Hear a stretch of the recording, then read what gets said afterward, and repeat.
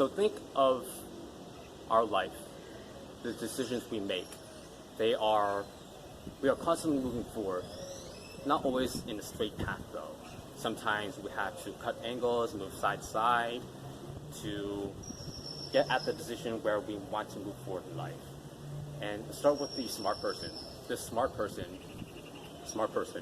they can see very far away. So if they're standing in one spot, maybe hundreds of feet away, they can see the problem, see a problem. And they see that problem that the other people cannot see. So they decide not to pursue this route because they see a problem. They decide to do something that is safer, something that has a higher probability of success because they're not willing to take that leap of faith. They're only willing to take the smart path where they know they have a high chance of succeeding. While the stupid person doesn't have as much foresight as the smart person. They're not able to see things in that many angles. So oftentimes they have to get really up close to the problem, or they're willing to get up close to a problem, pursue something that has a low probability of success. Sometimes a probability of success that's measured in single digits. Willing to get up really close to the problem.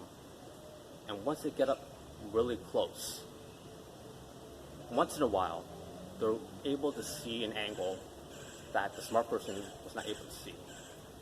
Just based on the fact that they got up really close to a problem, they can see an angle that can be cut, an adjustment they can make to make things work on that path.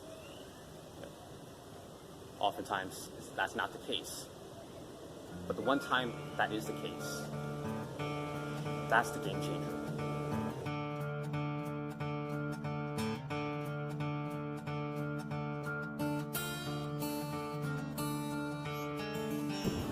This one's going to be a bit more abstract. See how it goes. Alright, so we all have expectations, right? So whether you're a CEO and your expectation is to do right by the company, a Fortune 500 company, or you're a 8-year-old boy and your expectation is you take out the trash every day. You have expectations, and what are those expectations based on? Well, these expectations are based on our track record, our successes and barriers in the past. That's what our expectation is based on, what people think we're going to do in the future, what they want us to do, what they expect from us, with lack of better words. So those people that have higher intelligence based on our society's metrics, that's what I'm going to refer to by intelligence, our society's metrics of intelligence. Those with higher intelligence, they succeed more often based on the fact that they are able to see farther, they see more angles. So since they succeed often in the past, people expect them to continue to succeed in the future. They have a reputation to uphold. While on the other side of the metric, those people in our society that are viewed as not as smart, well, they have less expectations. They're not seen in as good a light as people that have high intelligence. So those people that are seen as not as intelligent, whether they succeed or fail, no one expected much from them in the first place. So the bar is set pretty low for them, while those that are seen as intelligent, the bar is set high. This is important because of peer pressure. I don't think there's a need to argue that peer pressure plays a large role in our society. Many of us in the developed world, we grew up with ads such as, don't be influenced by peer pressure to smoke or do drugs or not eat and become anorexic, et cetera, and to a lesser degree, many of us wanted to be one of the cool kids, to be accepted by our society, because that's always important. It's an overarching human value to be accepted by our community, which makes peer pressure at times a problem when it's detrimental. Of course, that's a topic for a different video. So expectations, people that have high expectations, they want to uphold their reputation. They've been seen as being very successful, always being right in the past, so they want to continue being right in the future. The problem comes when these people, since they are able to see so much, oftentimes they're unwilling to take a leap of faith. So what I mean by that is a problem that oftentimes there's not a whole lot of risk involved, but there's still a risk. And because they want to always be right, they're unwilling to take that minimal risk. It may seem minimal in a macro sense, but to them, if they were wrong on that means they shattered their reputation. They were wrong for a change, which is something they don't want. So they always play it safe. They always make the smart pick. They make the pick that they think is right. The smart choice. Always basing their decisions on probability. It's all about numbers, rather than seeing that human life is not always about numbers. Sometimes you have to take a chance. While on the other side of the spectrum, we have people seen by society as not being so smart. Those people, well, they're willing to take a chance, because if they fail, they succeed, everyone else will be like, we didn't expect you to do well in the first place.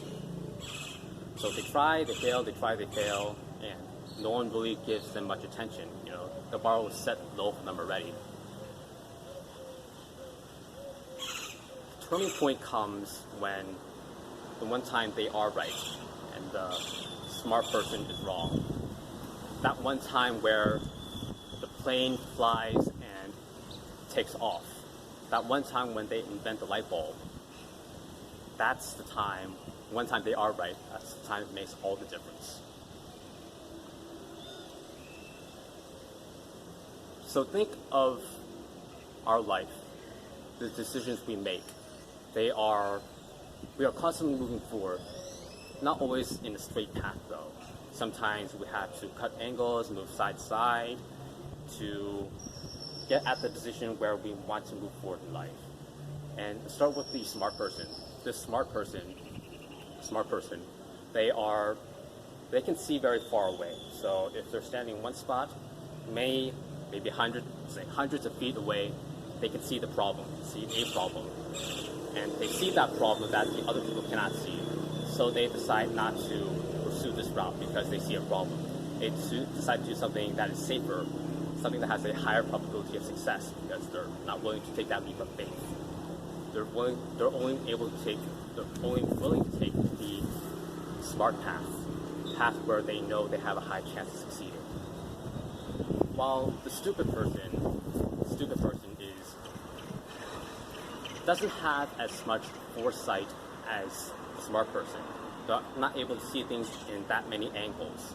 So oftentimes they have to get really up close to the problem, or they're willing to get up close to a problem, pursue something that has a low probability of success. Sometimes a probability of success that's measured in single digits. Willing to get up really close to the problem. And once they get up really close, once in a while, they're able to see an angle that the smart person was not able to see. Just based on the fact that they got up really close to a problem, they can see an angle that can be cut, an adjustment they can make to make things work on that path. Oftentimes, that's not the case. But the one time that is the case, that's the game changer.